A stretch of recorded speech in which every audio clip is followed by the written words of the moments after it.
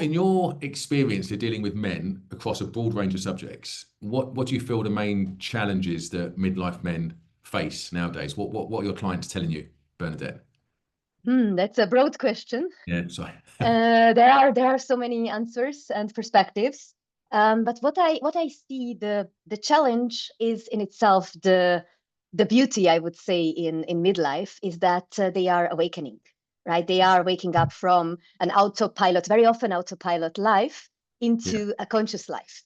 They realize that they don't have that much time left as they had before, let's say, and Yeah. they want to make the most of the second chapter or the next part of their lives. And time becomes very precious, health becomes very precious, relationships more and more, right? Mm, So they realize that there are some parts of their lives they were not taking care of enough, mm, or and they realize that they want to spend their time, their days differently, mm. right? So be that their lifestyle, be that their relationship, very often their marriage, right? They got questioned Mm, if that's something to be continued, or if uh, how that separation could be done in a friendly way when children are involved, right? They want to do every new decision they are taking in a more loving and more conscious way than before.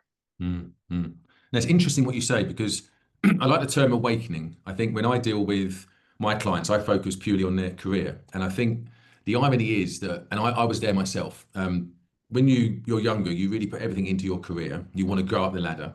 And as time goes on, you almost forget your age to a certain extent, and you go up your identity for some people becomes your job, your title.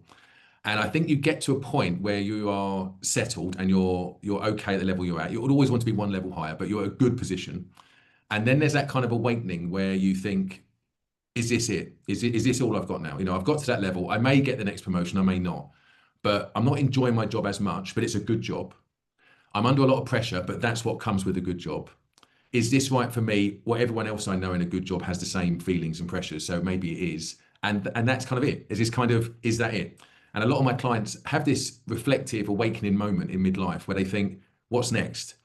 And even though they know they should do something about it, and it's not right to be in a job you don't like, they sometimes feel that's the only choice they have, to stay where they are, not complain, and stay on that corporate train until they're maybe made redundant or maybe they retire. And they kind of go into a bit of a, for want of a better word, a zombie state where they think, well, I shouldn't complain. Family's okay, money's coming in, good position, good title.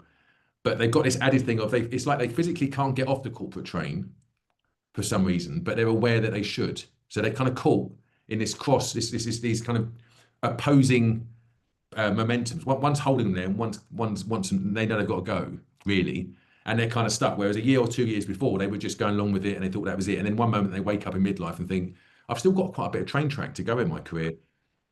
Do I get off or not? And it's the kind of clients I deal with. So midlife brings that, as you say, that awakening, that reflective moment. And sometimes what comes back can be batted back or ignored, but I think it gets louder and louder, and people feel very kind of stuck. And that's what I try and help them do: become unstuck, go towards the door, and get off that corporate train.